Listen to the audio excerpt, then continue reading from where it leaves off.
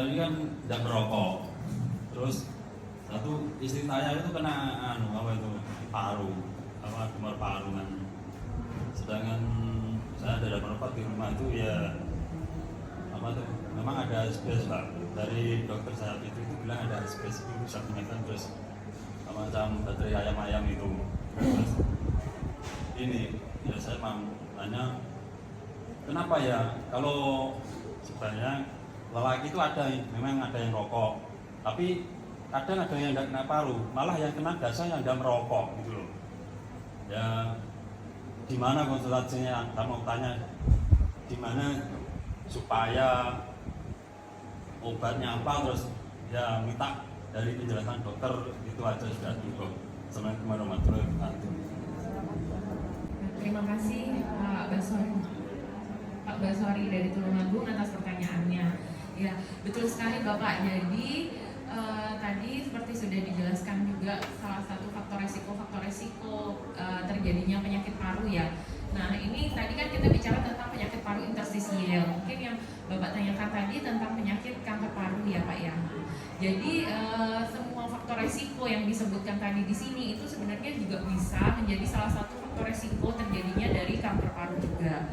Nah memang adanya paparan asap yang terutama itu asap rokok ya Pak ya, karena bahan kimia yang terkandung dalam asap rokok itu banyak sekali, jadi itu biasanya menjadi salah satu faktor utama terjadinya kanker paru.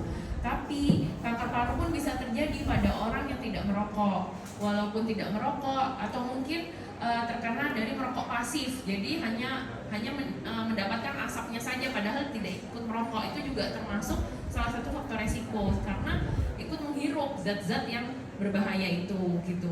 Terus tapi bisa juga terjadi pada orang-orang yang benar-benar tidak pernah terkena asap rokok. Salah satunya itu biasanya ada mungkin faktor genetiknya sendiri Bapak. Kemudian juga faktor dari memang kanker paru itu bisa terjadi pada wanita yang bukan perokok, itu juga bisa terjadi. Jadi yaitu salah satu faktor yang dari genetik itu tadi.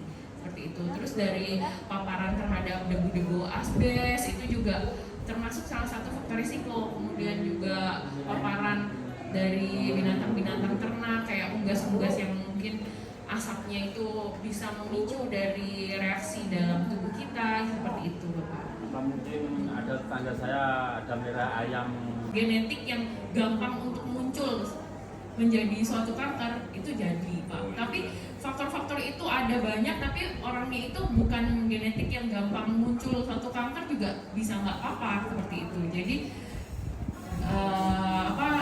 tergantung masing-masing orang, tapi semakin banyak faktor resiko yang terpapar dalam dirinya itu akan meningkatkan kemungkinan terjadinya. Mungkin dari faktor tubuh kurang sehat itu bisa. Bisa.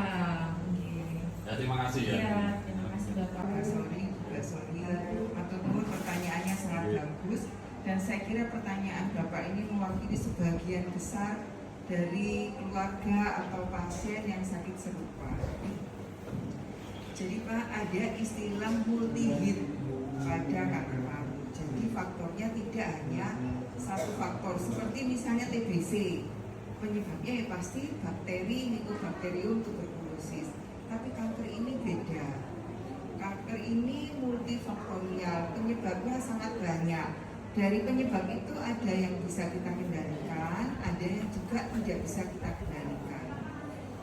Bagi kita mungkin yang paling penting bagi pasien, bagi keluarga pasien, kalau misalnya ada gejala, temukan sedini mungkin, berobat mengikuti jadwal pengobatan. Karena kanker paru itu ada obatnya Pak. Ya, jadi kita tetap memberikan harapan kepada pasien. Pasien mempunyai harapan untuk bisa hidup dengan kualitas terbaiknya. Bapak jauh-jauh dari Tulungagung ke sini tentu ingin mendapatkan informasi yang lebih banyak, pilihan obat yang lebih tepat. Ya.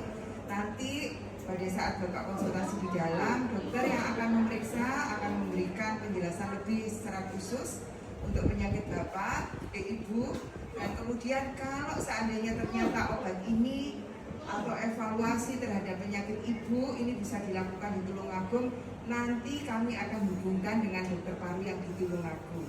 ada namanya rujuk balik supaya Bapak tidak terlalu berat jauh-jauh pergi dari sana ke Malang ya. Jadi kami nanti akan memberikan yang terbaik untuk Ibu dengan kondisi Ibu untuk mendapatkan kualitas hidup terbaiknya yang bisa dicapai. Ngaten nggih Pak? Nggih.